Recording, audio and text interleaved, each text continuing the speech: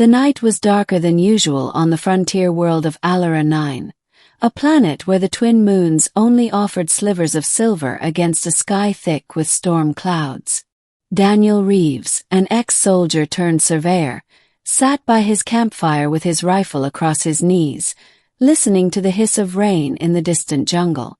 He wasn't supposed to be here. Alara 9 had been marked as high risk, low reward by the Colonial Office. Too many predators, too few resources worth extracting. But Daniel wasn't after riches.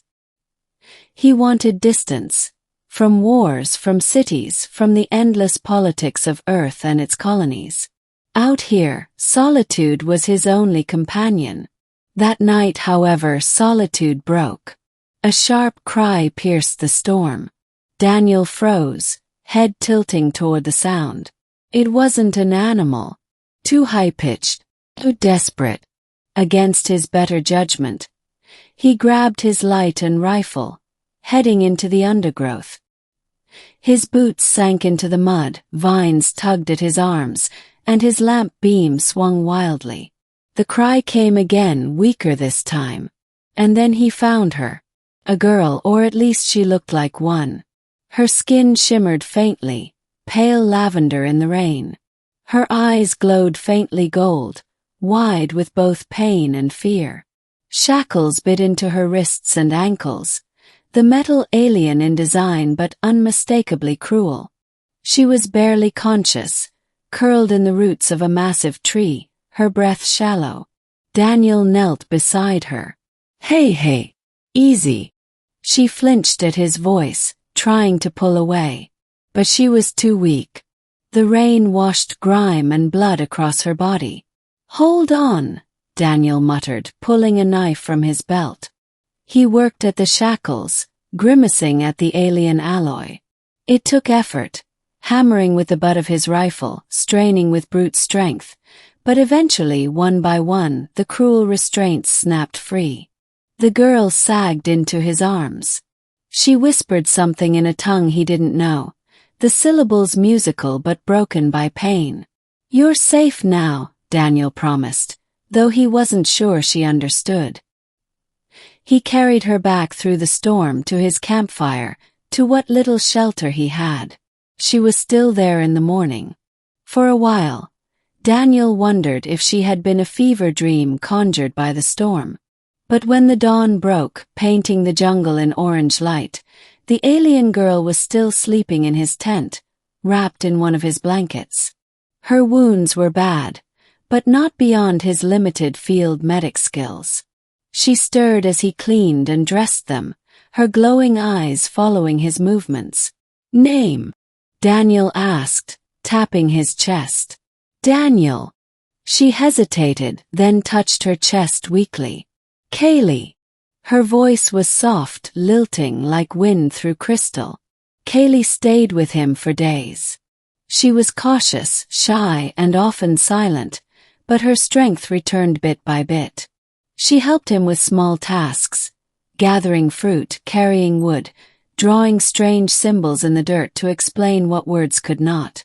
Daniel learned that she had been taken by raiders, off-worlders, probably slavers. Somehow she had escaped, but barely. Daniel didn't press. It was enough that she was alive. But he couldn't shake the feeling they weren't alone. At night, he sometimes caught glimpses of eyes watching from the jungle. Shadows flitted just out of reach of the firelight. Kaylee noticed too, though she never seemed afraid. If anything, she seemed expectant. The answer came 5 days later. The jungle trembled with movement. Daniel stood tense, rifle raised, as a group emerged from the trees. Women, a dozen of them, their lavender skin glistening with paint and beads, their eyes golden like Kaylee's. They carried spears and bows, their postures proud and wary.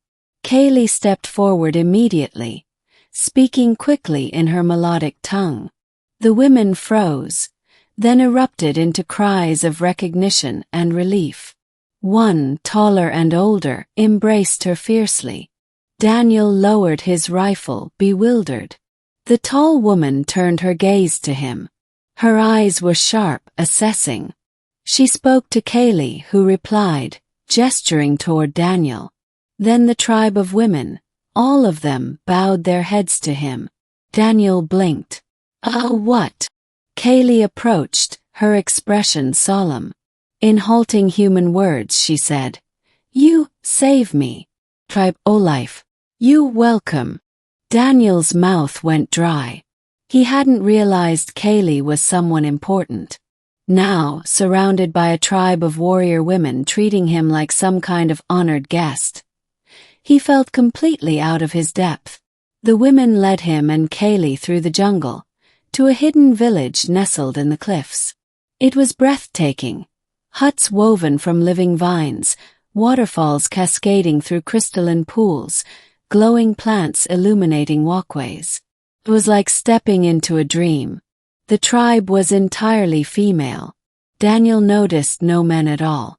They welcomed Kaylee home with songs and tears, surrounding her with affection.